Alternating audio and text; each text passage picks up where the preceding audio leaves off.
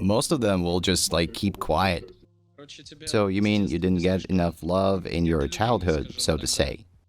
Like it's cold, and if you try to run, you're gonna get shot. Like you have your own world, and that's why. So usually it was like $25 to $30 for the night. And do you do drugs? Yeah, I do, and that's why basically.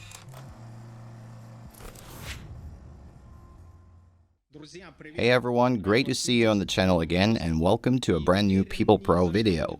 And I'm sure you'll never guess, looking at our guest today, what this video is going to be about. And today we're talking about prostitution. Even more than that, we're going to talk about gay prostitution in Russia and what is the current situation with it. Because I had an idea before to film an interview with a gay man, and honestly I was lost because I didn't know what to ask. But now the task is even harder, but we are gonna try still. So, hi. Yes, hey everyone. That's an interesting mask that looks like a bear, and also that hat and that camouflage print t-shirt. I guess that shows some special love for the Russian army or men teams maybe. So tell me about the shirt. Well, I just love camouflage, and I'm a pacifist, and I'm against wars and such. And Russian army as a concept, I guess it's a place where no one should ever end up in. Because, I mean, why? Yeah, I wasn't in the Russian army, but I can agree. I've heard some things about it. So let's start from the beginning. How does your story begin? Not only you are a homosexual, but you also use it as a side hustle.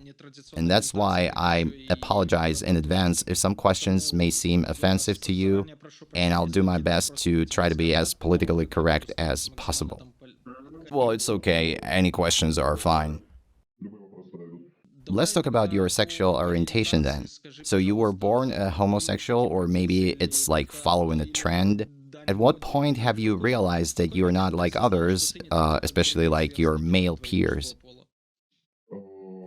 Well, first of all, I gotta say that this is an unfair question. I mean, asking a Russian gay man if that's just tribute to trends, because Russian society rejects gays, and so I guess it has never been a trend. And also, sexual orientation just can't be a trend. I don't know. I think I realized that I was gay when I was about 12, maybe 13, 14. It just suddenly started coming to me when I was hitting puberty. And so basically, when I was about 16, I just realized that I'm not attracted to girls and that I'm attracted to guys instead. And I had no inner struggles about that. But many people that I know have them, as far as I know. And so how did it happen? You just realized that you're not attracted to girls and you're into guys, right? Yeah, right. I don't know, like, a typical manifestation of that was that I was masturbating and I imagined girls, and then I started imagining myself instead of a girl with a guy. And I came to realize that if I masturbate to a girl, it's way harder for me to finish compared to when I do it to a guy. It was times faster, and at some point I thought, like, I should stop lying to myself. And so that was it. And so what did you feel after that? Some kind of relief that you accepted that or something like that? Well, basically, I guess nothing like that happened. I guess I just never questioned my orientation, and I never thought of it as something bad. I mean, it is how it is, and I felt no negative or positive emotions about it. Later on, when I was about 16, I think it was on the contrary. It was kind of a rough transition for me, because before that I mostly used to drag an idle form of existence. I basically didn't communicate with anyone. And then I suddenly realized that I was gay. And also, by the way, I was a rather chubby teenager. So I realized about my sexuality, and I was like, okay, I gotta change. I gotta do something. Things are not so good, but okay, let's not hide it. You're into guys, and guys should probably also like you. So I lost weight, and I slowly started working out and socialize more. So in that sense, that helped me a lot. And what about your parents when they found out? How did they take it? Well, as for my parents, so I come from quite a conservative family and from a small town with population of about 100,000 people. So my parents found out about it when I was about 17. I don't remember exactly under what circumstances, I guess they just read my messages with my boyfriend on social, and so I didn't know about this. I came home and it was pretty bad. They started asking questions right away. We had a fight with my dad, so it was pretty bad and pretty serious.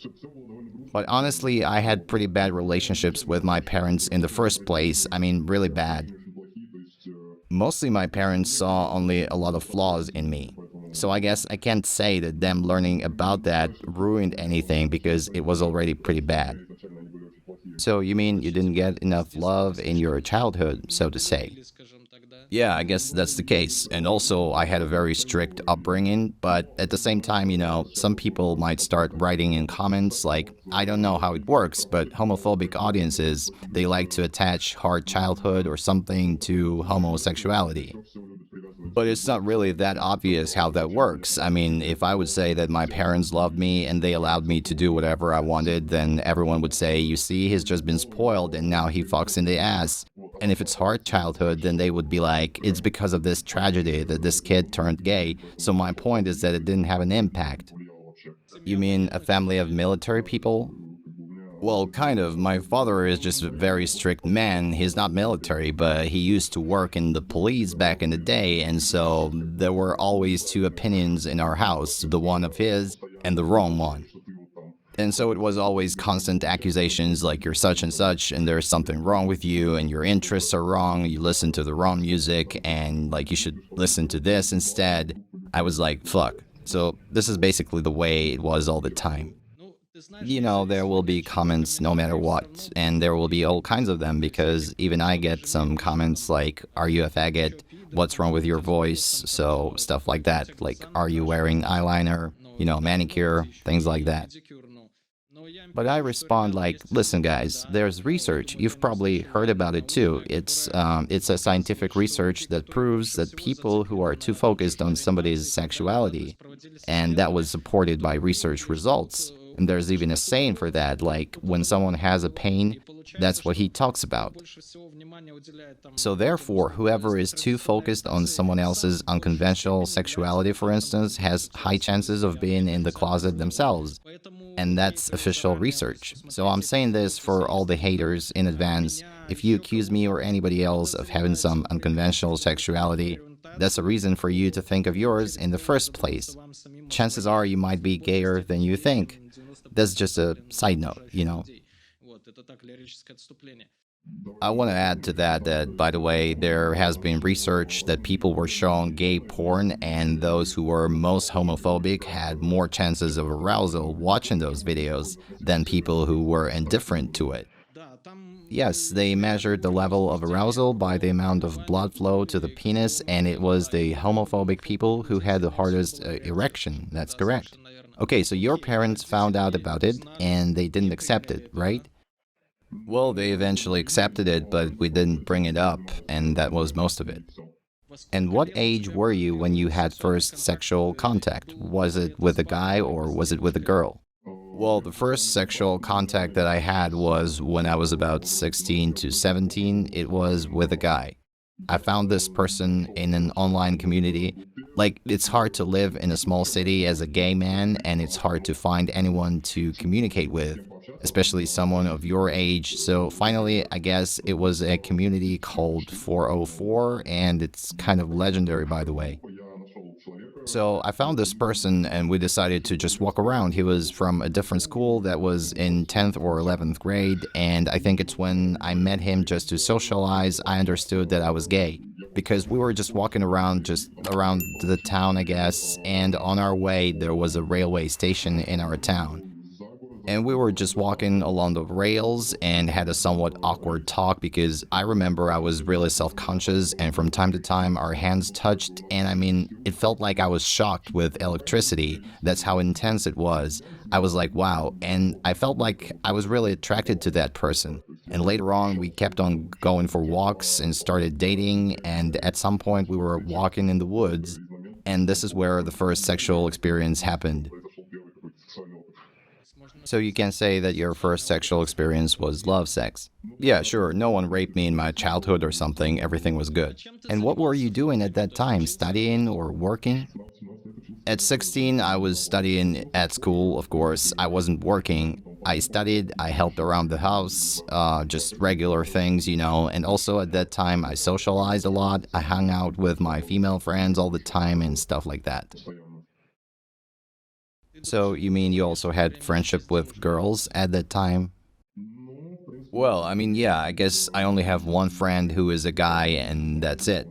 I think it's just way harder to find a friend if you're gay, but at the same time, it's different for everyone. I'm just more comfortable communicating with girls if we're talking friendship.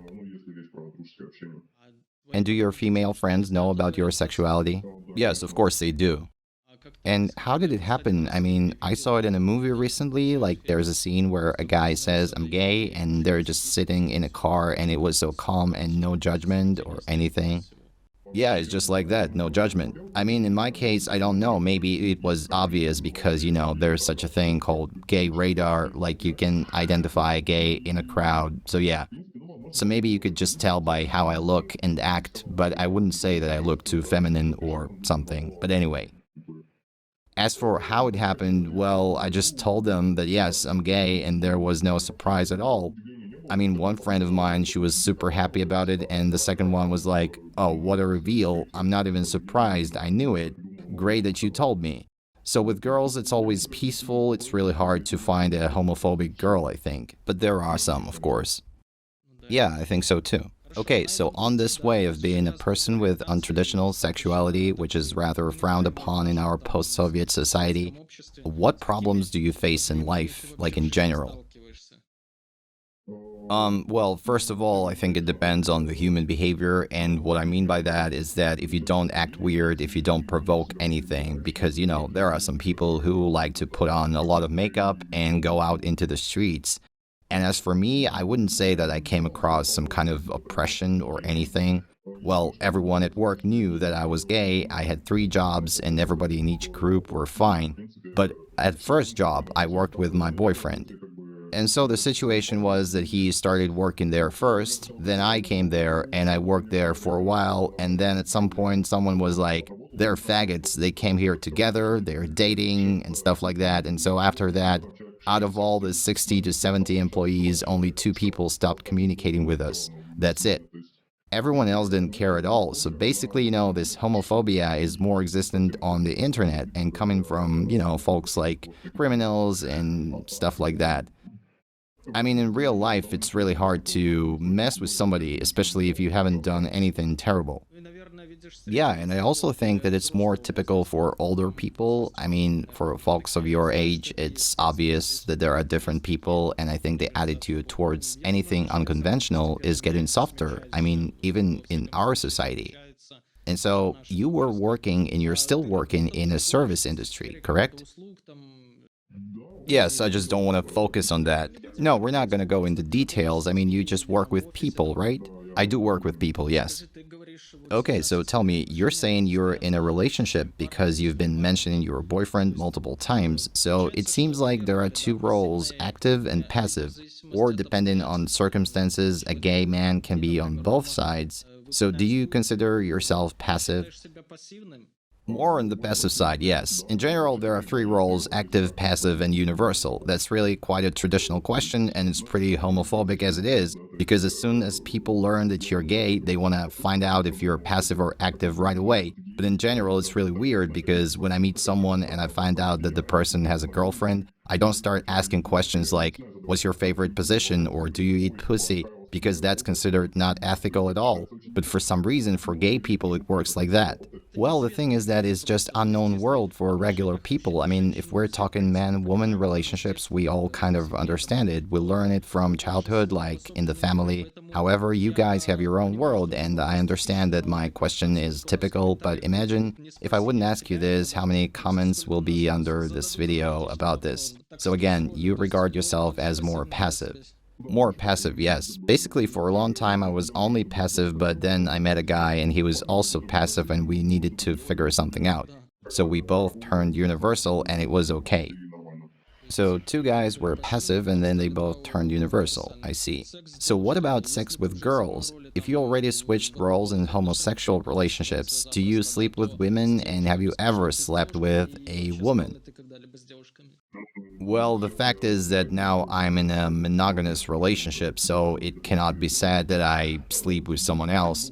As for girls, well, I had experience with a female friend of mine, and it was kind of a funny situation because I was gay and she was kind of lesbian, and it was more like discovering each other's sexuality. So, I mean, petting, things like that. We got drunk and we did some things. But with girls, if it's petting, I get aroused, but when it comes to sex, then I get a limp dick and it turns bad. Well, I tried a few times. I mean, we tried about 10 times, and I can't say that I liked it too much. Maybe now, when I switched roles, I can have active sex with a girl, but I don't really want to. I get it. So technically, there's no problem, but you have no desire. You just don't want it. Yes, along those lines, technically I can easily pop some pills and fuck whoever I want, but why would I do that? Okay, so the topic of our interview today, as you suggested, is gay prostitution. Let's move on to that. We talked about problems that people of untraditional sexuality have, and the gay prostitution topic is probably going to be even more interesting as it is a kind of taboo and unexplored for many people. So you were, or you still are, in business of paid one gender love, correct? Yes, I used to do that. You used to do that for how many years? I guess around 3 years, three and a half. And so when did it start and how? Well, it started typically, I needed some money, and it's kind of a tricky story because I was in a relationship at that time and it was a long distance relationship. And the guy finally decided to come to me and he was deeply in debt and everything. So it was pretty bad at the moment financially. But he rented an apartment for a few days and I met him and I realized we needed some more money to stay longer because he had no money and he spent everything for tickets. So eventually I made a post on a community page that I can meet for money, and I was about 17 at that time, I guess.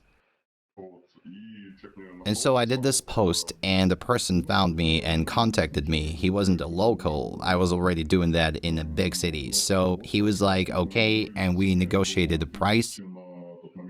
It was $50, I think, at that time. So he told me to come to his hotel. The hotel was near a local airport, so I came there, had sex with him. He gave me the money and he showed me to the door, as he needed to leave somewhere soon and clean up the room or something. And I didn't know directions at that time and couldn't spend money on taxi. So I just stood and waited out in the cold from like 4 to 7 a.m. until public transportation to the city started operating. And so then I came to my boyfriend and said, I got $50 more so you can stay a little longer. So was it $50 for an hour or for the meeting? For the meeting, yes. And so your boyfriend, didn't he ask where this money was from and how you made it? Well, I mean, I told him, and of course, at first he was quite mad about it, but what else did we have to do? Now we had money, but of course he didn't like it. And so did you keep on dating that guy later on, or was it a one-time occasion? No, it was romance and everything. So yeah, we kept on dating and I lived at his place for a while and then we separated because when we started living together, we came across some problems like unemployment, alcohol, and so on. And so I was like, okay, sorry, dude, I've run out of patience, so we're going separate ways. And I just left. And how many, like, you look like you're in your 20s, probably like mid 20s, I guess. So, how many relationships did you have in your life? Like, what you can really call real relationships? I think four in total. I'm in my fourth relationship now, and it's going really good. Okay, the fourth one, I see. So it's clear how you started with male prostitution, but tell me what happened later, after that first experience of yours where you earned $50. Well, as for later, I was a student and my parents didn't give me any money. I mean, they gave me around $15 per week, and I had to save around $4 for the ride home every week. So I had like $11 for a week all in all. and I spent that money on groceries, notebooks, and so on. And I wanted to go to concerts and other places. So I was excited because you come there, you spend an hour, and you get the money, and that money was really good for that time. Of course, now I understand that that's like nothing. And so I started to do that from time to time with no problem, like no remorse or whatever, like it's dirty money or something. I didn't have that. It was just easy money for me. Okay, I see. And tell me, did you have gay sex with heterosexual men during your professional activity, or is it that only gay men use your services? Well, that's a really weird question because I didn't really ask about their sexuality. And that's really a funny thing because every other client of mine starts trying to explain himself to me, a gay prostitute. Like, I'm actually straight, but I'm just doing this for a change. And I'm not really interested in those excuses, but I mean, if a person gets hard to a male butt, then the chances of him being 100% straight are pretty low. It's like that famous prison concept of like who is being fucked is a faggot while the one who fucks is a real man. And I guess that's fundamentally wrong. And basically, it's not supposed to be that way. I also think that's not right, and I had arguments with criminals many times, both like in real life and online. But of course, they have their own point of view because how can a man like that admit that he is also a homosexual, even if it's like active role? So he's like a man and he's been in jail. So I also hold the same view as you that men who used your service, no matter how hard they try to justify themselves and come off as being straight, they're really not. I mean, I'm 36 years old and I've never had a desire to order a male prostitute to have sex with instead of a girl. And so that's why I think, I mean, in my opinion, and it might be subjective, but I think, of course, they were gay, the people who ordered you. Okay, moving on. So, what's the typical price? You say you worked in a big city where you studied, correct? Yes, and the typical price varies a lot. I mean, it can be really different. I usually had a price of around $25 to $30, but if I learn that the meeting is going to be at a hotel, the people who travel, they usually pay more, like maybe $50 to $80, but it doesn't happen often. So usually the price is about $25 to $30. And that's for the meeting, right? Yeah, I mean, if that was like a whorehouse, then paying per hour would make sense. But if you're doing it on your territory, then what is the point? Like, a standard meeting is like blowjob and anal sex, so it's obvious that it's not gonna take like 5 hours, but it doesn't have to be 30 minutes on the other hand, so just a meeting is a comfortable and clear format.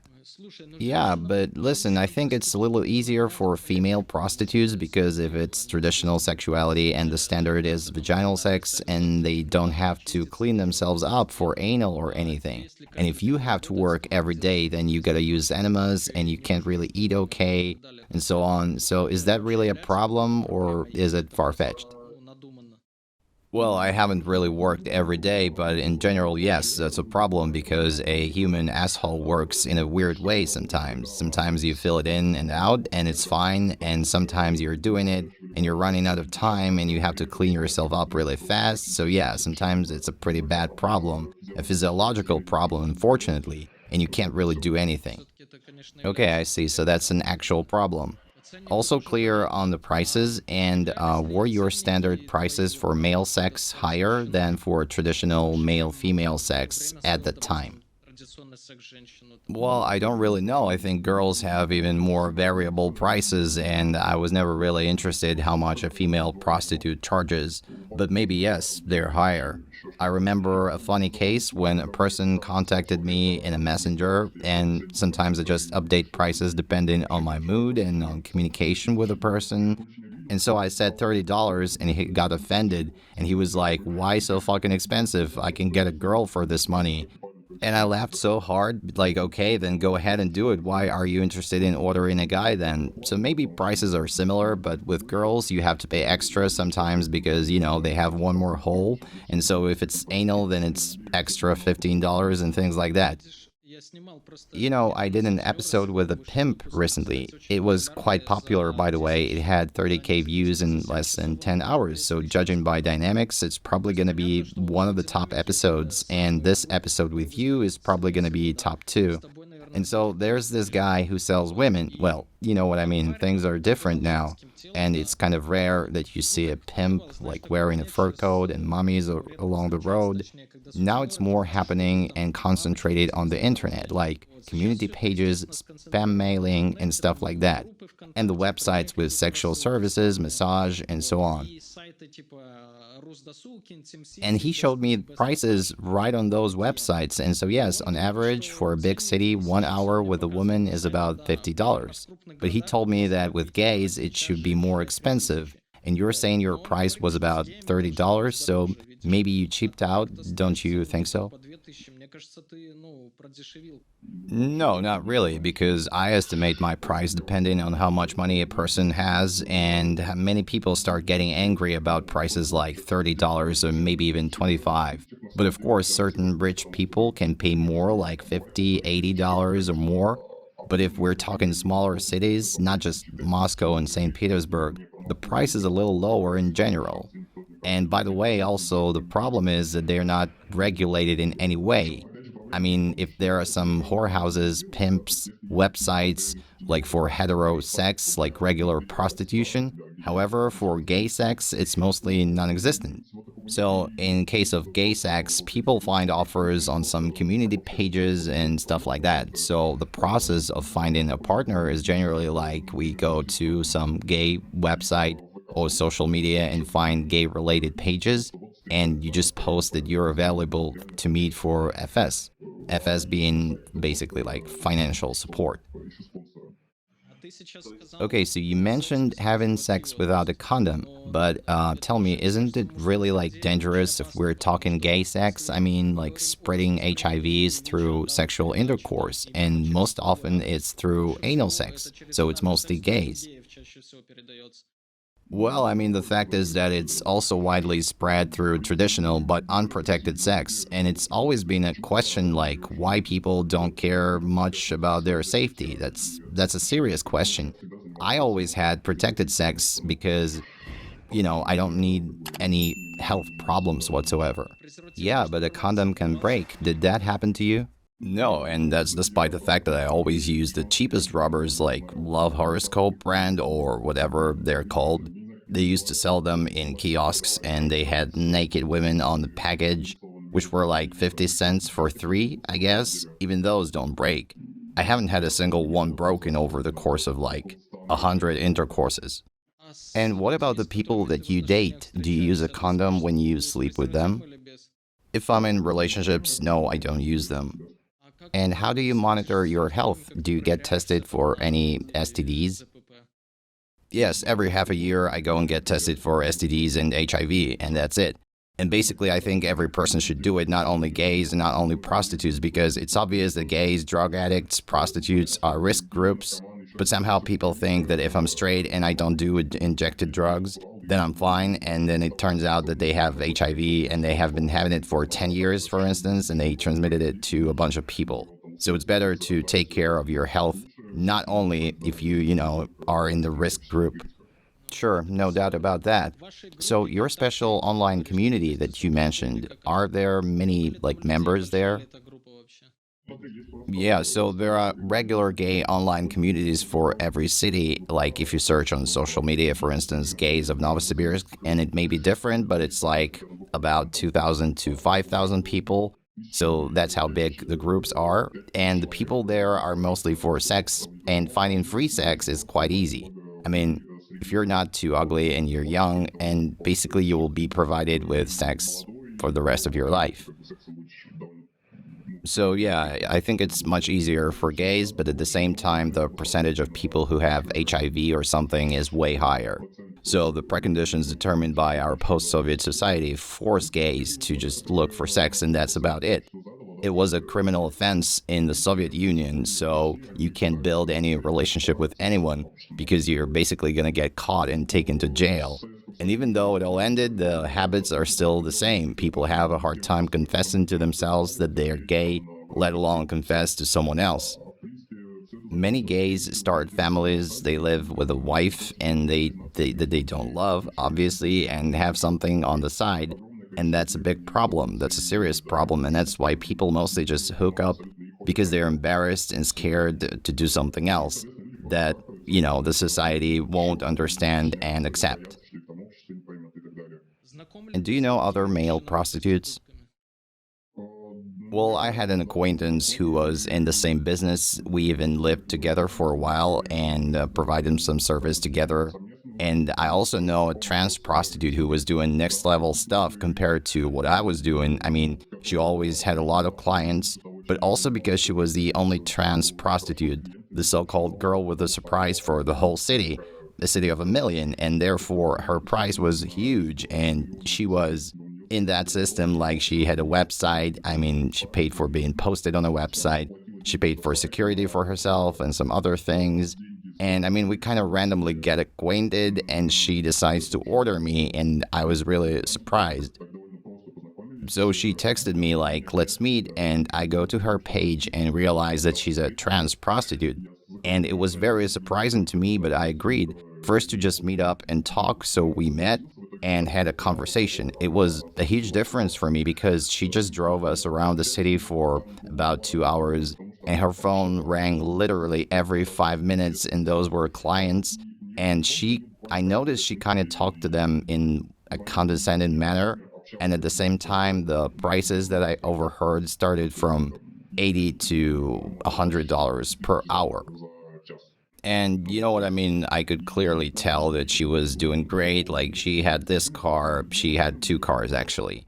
Like, she owned an apartment in fancy neighborhood worth, I guess, around like $250,000. And there is a high demand for people like that in Russia because we have huge homophobia among people. And some might want to have sex with guys, but they're like, I'm not a faggot or something. But here they see like it's a girl and they're like, having sex with a trans is okay. That's not being a faggot. And that's why there's high demand. Right, so the offers are quite limited, and that's why the high prices. Well, yes, she was the only one for the whole city, and basically, yes, that's considered something exotic, and I don't know why, but if a straight man would never fuck a gay, but he can consider a trans like it's exotic and stuff like that, why not? Her phone was literally blowing up every 5 minutes, and she would get calls and calls and calls. I was fucking shocked about that customer flow, honestly. And have you had difficulties with finding clients? Well, that's actually the hardest part of the work, the part that got on my nerves the most, because how it usually works, I find a community page, I post in it, and then negotiate with a person. Usually they text me within 5 minutes or 10 minutes, but on average, it's like 20 people text me over the course of one day, the people who want to pay money to have sex. But the problem is that most of them fall off, and only a few people stay. But for some people, the price is too high, for instance, and finally only a few people remain that you feel comfortable with. And what did you like about this work, if there was anything that you liked? Well, I guess mostly it's easy money and getting to meet a lot of people. So, I mean, it's working with people, and it's a little similar to work of a therapist, because all people are different and their personalities are different as well. And that's really cool that you get to learn other men, and again, all people are different, and it's really nice to communicate with some of them. Like, for instance, there is a guy who works as a massage therapist, and he can massage you before sex for free. So it's those nice things that are really great about this work. So, yeah. And what are the creepiest stories that happened to you throughout your career? So a girl contacted me and she said, like, we want to order you for me and my boyfriend. You're going to have sex with me and with him, and we'll pay you for that. And I was like, well, why not? But it seemed a little suspicious. I mean, I was like, maybe you can send me a voice message so that I know that you're a girl, because I didn't believe that first. But after a couple of days, I kind of forgot about it, and she texted me again, and I was bored. I had nothing to do, so I was like, okay. She said my boyfriend will pick you up and we'll go to a location. I was like, okay, got it. So I get into his car and we drive for a while, and it's getting really late. It's nighttime, it's winter, and it's dark, and I wasn't following the route. So basically, I had no idea where we were going, but the guy turned out to be okay. We were like having a small talk, like what I do for a living and stuff like that. And so we turned somewhere towards the woods, and I was like, what? And he's like, we're going to my summer house or something. And I was like, okay, fine. So we're driving, and suddenly he turns towards the woods and he stops the car and he turns to me and says, like, look, your choices are limited. Either I beat the shit out of you right now, or you give me everything you have on you, like your cash, your phone, and so on. And I was fucking shocked. That was really scary because he was quite a big guy, like really huge. And I was hella scared. And I was like, okay, like here's my phone. And I only had just a little of cash on me. And he was very disappointed because I didn't have like an iPhone. I had some old phone with a shattered screen. And he was like, then let's go to your place or something. And by the way, he deleted his contact from my phone right away, like the messages from the girl that didn't really exist, as I understand now. And he looked through my messages and saw that I got a salary on my bank account, and he was like, let's go find an ATM or something. And he threatened me with a gun, saying things like, look, you're out in the woods and it's cold here, and if you try to run, I'll shoot you. He didn't actually show me the gun, but I didn't want to check if he really had it, especially because, I was kind of in a trance state of mind and I didn't understand what to do. And also, he asked me, like, call any friend of yours and ask to borrow some money. So I called a friend and I said, like, man, I need money ASAP. And I was just sitting there with the guy in his car, So my friend wired me about $50, everything he had left from his paycheck, and then we went to my place. I was really feeling a state of trance because he told me, like, show me to your house and stuff, and we went there to get my cards so he could withdraw some money from them. So basically, I understand that I could have run away or something, but at that moment, I kind of froze, and I was just obeying those commands.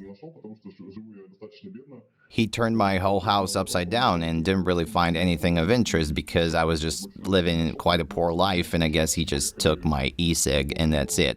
We took the cards and went to a bank to cash them out, so I inserted the cards into the ATM and he was just standing there nearby, and I cashed out all of my cards, and then he took all of it. Just at some point I was trying to screw him over and said that I don't have any money, but it didn't work. So finally he was like, okay, bye, but because you wanted to screw me over, you owe me another 300. And I was like, what? I didn't have any money left for real. And he said, like, you'll have to work for it. He gave me back my SIM card. He said to buy a dummy phone and he'll text me how I'm gonna wire him the money. So finally, I even got back like $3 from him for cigarettes. And in the end, I think if he didn't blackmail me, then I would probably like not even give a shit. And it was not only scary, but I was also being blackmailed. And I realized there's no way I was getting that money. And there's no guarantee that if I give him the money, he will stop blackmailing me. So I went to a concierge right away. And I was like, call for cops because there's some shit going on. And so finally cops came and I told them the whole story, the whole thing right away. And this is where homophobia is very obvious because cops are extremely homophobic. And from all the times when I talked to cops, there were very few like really good people. Mostly it's very uncomfortable to talk to them. And so what they did, they took my fingerprints right away, and I guess the case was pretty easy because I memorized the license plate on the car of that person. Like when he parked near my house, for some reason I was like, I should probably memorize the plate number. So they took fingerprints at my place. They brought a dog there for some reason. I really have no idea why. They took all the statements from the concierge and they took my statements. And by the way, there was like a fat, nasty cop with a really ugly face. He was questioning me for about 2 hours about small details, and for about half an hour from that time, it was just open homophobia. Like, you're sitting there and you're scared, right? You don't have any money, you don't have shit, and you're just sitting there and you have no idea what's going on. You're scared, and he's just standing there in front of you like, I don't really want to punish that guy. I think it's actually right, and I would kill ones like you. And I was like, yeah, that's my police. That's so fucking great, guys. And that's basically it. The next day, he got caught because he was a fucking idiot, because he took his dad's car to pick me up. He threatened me that he was a crime boss or something, like if I go to cops, I'm gonna make things worse for me. And in the end, he was identified right away. And also, there were like cameras in my building, a concierge as a witness. The ADMs have cameras, as far as I know, plus the receipts that, that I had. So he was caught right after, and then he was interrogated for quite a long time, and finally he got a sentence. I guess 2 years, but I think not really enough because it's basically a hate crime, but gays are not regarded as a social group in our society. So, as we learned, there is not much money in that business, and there are some messed up people. What other professional risks are there? Well, the obvious risks are that you can get some STDs and that you can run into a gang of homophobic people. Like my friend had a story when he went to an order to a person who contacted him, and then the man told him that he was a head of the so-called gay hunters group. So basically what happened to me in some way. And he wanted to beat him up and rob him, but in the process of communication, he realized that my friend was a good guy, and he just let him go and told him to be more cautious.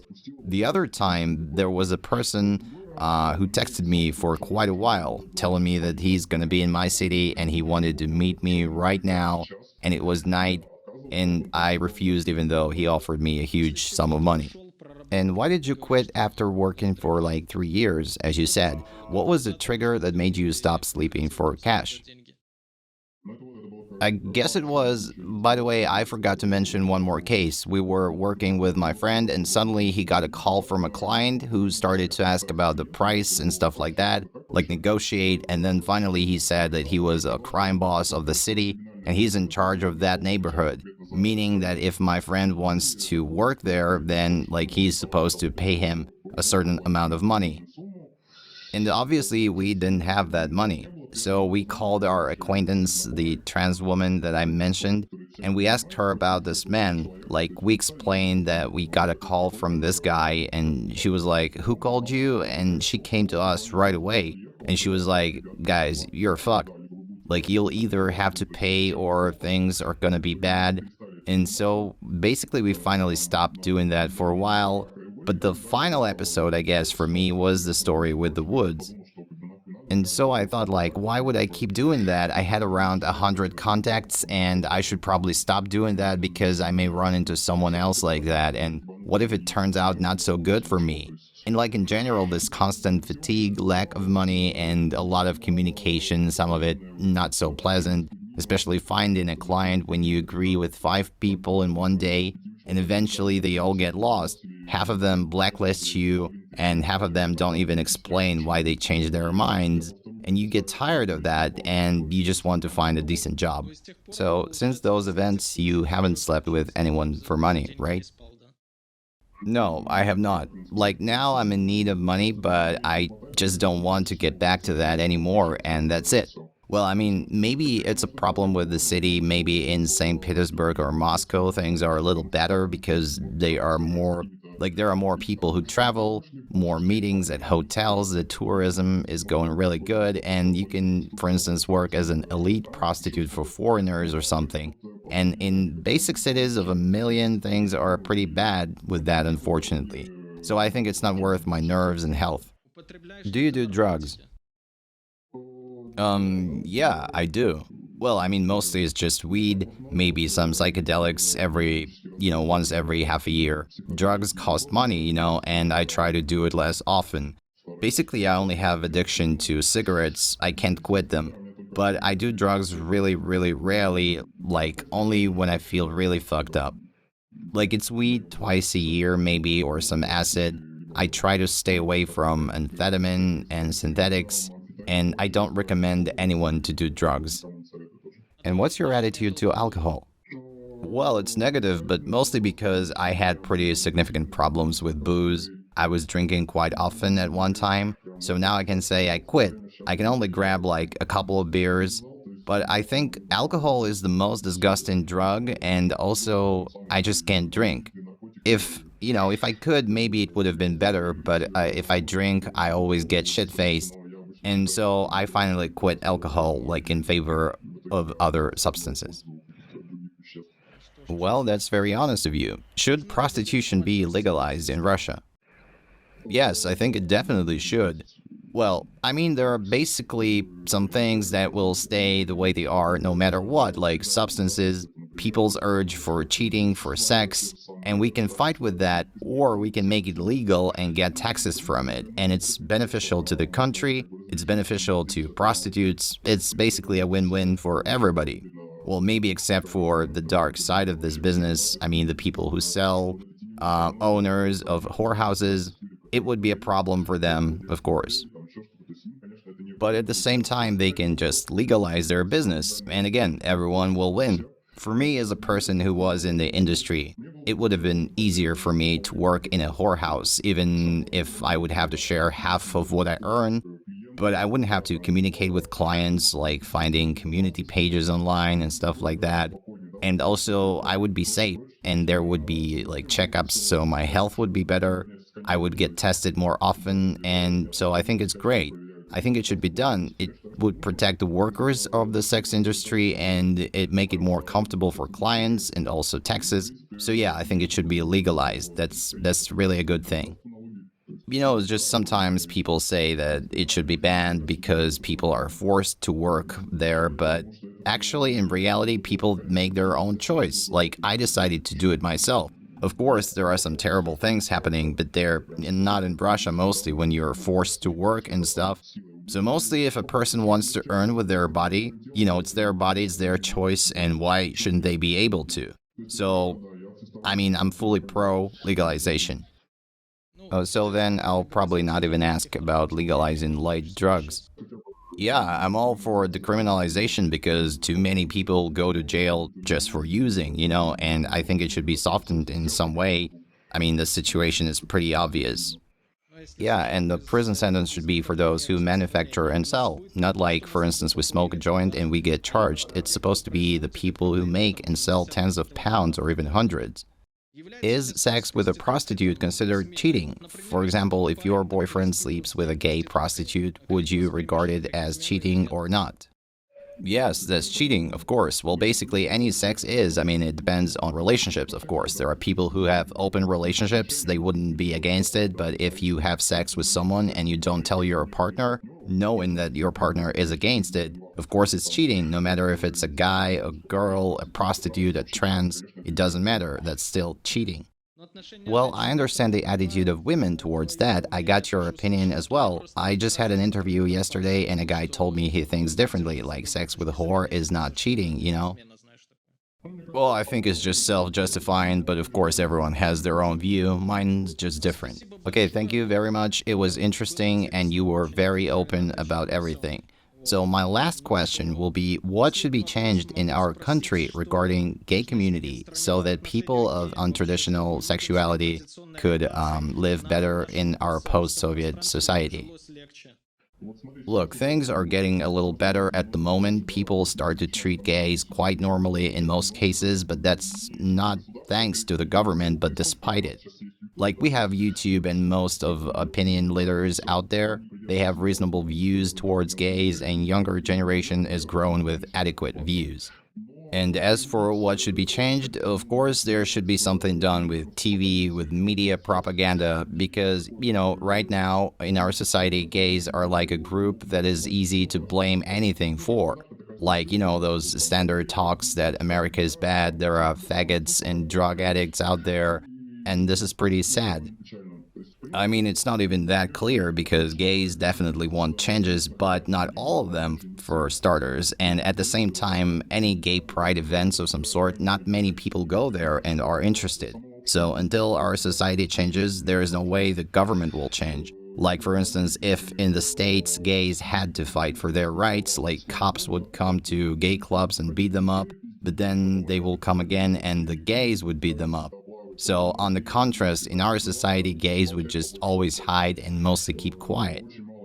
Like, there's a very small number of people who are not afraid of their sexuality and not afraid to talk about it. So, basically, gays don't really fight for their rights in Russia.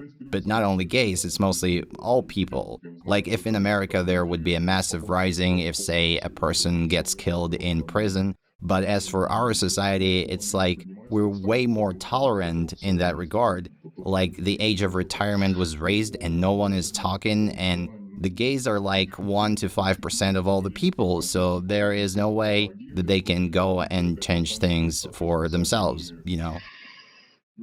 So yeah, the agenda must be changed, but I think it's not beneficial for the government, and that's why nothing is probably gonna change within like 5 to 6 years for sure. But it's important that people will get kinder with time. It's mostly people who are not hiding their sexuality and people who advocate tolerance to their society. So again, those are some opinion leaders, successful bloggers, for instance. Like now it's not trendy to be homophobic. Yeah, and maybe this interview will also have an impact, and maybe attitude of like a few dozens of people will change for the better because of that. So I think this talk was definitely worth it. So thank you for the interview. Take care, and maybe if there are some questions from the audience in the comment section, you could answer some of them. Yeah, see ya.